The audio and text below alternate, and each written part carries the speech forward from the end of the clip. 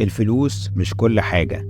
كنت دايما أسمع الجملة المشهورة دي، بس في نفس الوقت كنت شايف قد إيه الفلوس بتأثر في حياتنا، تتحكم في اختياراتنا، في قراراتنا، وحتى في علاقاتنا مع الناس. بس إيه الحكاية بالظبط؟ وإزاي الفلوس بقت بتتكلم كأنها شخص موجود في حياتنا؟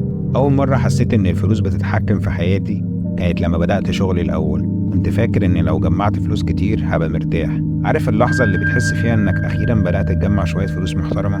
بتحس بكده بقوة غريبة، كأنك أخيرا قدرت تسيطر على الدنيا. بس الغريب إني كل ما جمعت فلوس أكتر كل ما كنت بحس إني محتاج أكتر، كأني دايما في صوت في دماغي بيقولي مش كفاية، لسه محتاج تجمع أكتر. في الأول كنت فاكر إن ده طموح وإن طبيعي إني أسعى دايما لحاجة أكبر، بس مع الوقت اكتشفت إن الصوت ده مش صوت طموح، ده كان صوت الفلوس نفسها. الفلوس كانت بتتكلم معايا. وفعلا فضلت أجري ورا الفلوس زي ما تكون هي الهدف الوحيد في حياتي. الفلوس بتديك إحساس بالقوة، بس في نفس الوقت بتربطك بحاجات كتير.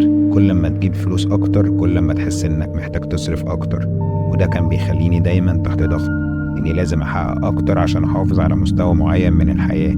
كأن الفلوس بتتحكم في قراراتي، هسكن فين، هشتري إيه، وإزاي هصرف.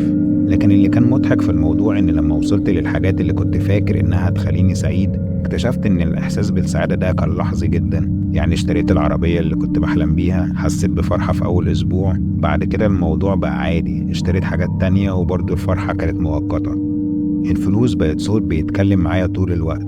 جيب أكتر، اصرف أكتر، هتبقى أحسن لو اشتريت ده. فضلت أصدق الصوت ده لفترة طويلة، لحد ما في يوم وقفت مع نفسي وسألت: وإيه اللي بيحصل؟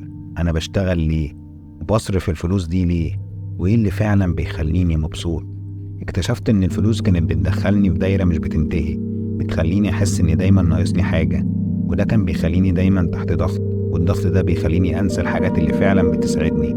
يعني قعدت أركز على جمع الفلوس ونسيت الاستمتاع بالوقت مع الناس اللي بحبها، ونسيت اللحظات البسيطة اللي في الحياة. مع الوقت فهمت حاجة مهمة: الفلوس مش العدو، بس برضه مش الحل لكل حاجة. هي وسيلة إنك تعيش حياة مريحة، وسيلة إنك تحقق بعض أحلامك. لكن لو خليتها هي الهدف هتلاقي نفسك في دوامة مش هتخلص. الفلوس بتتكلم، بتتكلم، بس المهم إننا ما نخليش كلامها يغطي على الأصوات التانية في حياتنا، الأصوات اللي بتقولنا نركز على الناس اللي بنحبها ونعيش اللحظة، ونفكر في حاجات أكبر وأهم من مجرد الأرقام اللي في حسابنا البنكي.